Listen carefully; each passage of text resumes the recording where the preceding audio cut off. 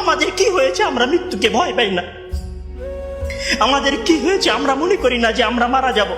পৃথিবীর সর্বশ্রেষ্ঠ মানুষ, সর্বশ্রেষ্ঠ রাসূল দুনিয়া থেকে বিদায় নিলেন, তার সাহাবীদেরকে ছেড়ে তিনি দুনিয়া থেকে চলে গেলেন, উপরের জগতে পাড়ি জমালেন। আমাদের কি হয়েছে যে আমরা বিশ্বাস করতে চাই না, আমরা প্রস্তুতি গ্রহণ করি না মৃত্যুর জন্য? আমি আপনি কি মনে করি যে আমরা চিরদিন বেঁচে থাকবো? আমি আপনি কি মনে করি যে আমার গ্যারান্টি রয়েছে আমি সালাত আদায় করে আমার রুমে ফিরে যাব? বিশ্বাস করুন হে আমার ছাত্র ভাইয়েরা, অবশ্যই আমাকে আপনাকে একদিন মৃত্যুবরণ করতে হবে, আমাকে আপনাকে একদিন এই দুনিয়া ছেড়ে চলে যেতে হবে। সুতরাং মৃত্যুর জন্য প্রস্তুতি গ্রহণ করুন, সুতরাং মৃত্যুর জন্য প্রস্তুতি গ্রহণ করুন।